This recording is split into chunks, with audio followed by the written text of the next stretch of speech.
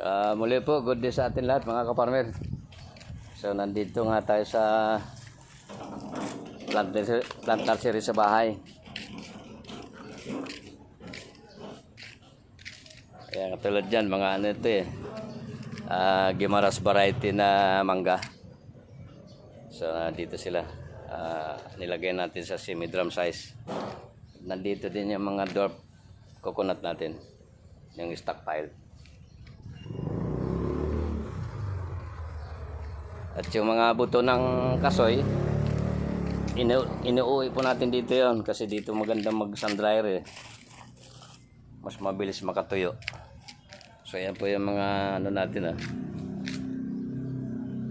mga dwarf coconut.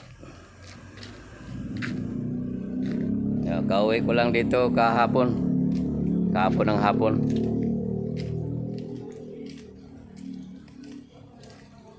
At nagkakarga po tayo ng kakao ngayon, pambaklo doon sa farm.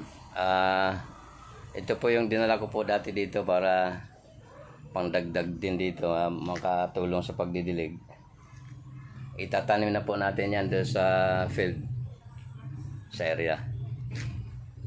Kaya meron tayong backload pabalik sa Bataan doon sa farm.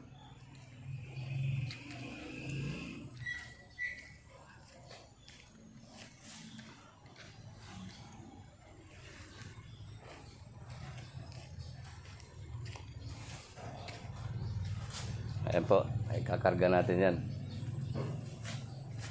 Kasi nasa standard na yung laki nila. Ayan, Hindi na po kailangan i-grafted yan. Hindi na kailangan i-graft yan. Kasi galing yan doon sa Davao variety na mother plant, sa hybrid. Nasubo ko na yan. Mas maaga din mamumunga yan kahit na hindi grafted.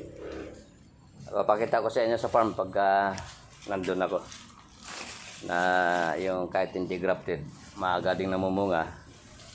Mas malalaki pa nga yung bunga niya. Mahalaga lang yung galing doon sa mother plant natin na galing sa Davao.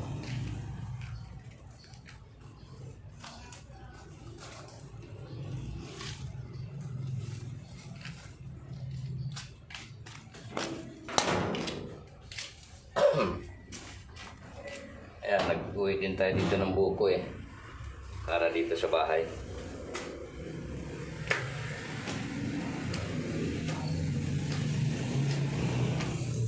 Kaya kaparmer, maraming salamat sa atin.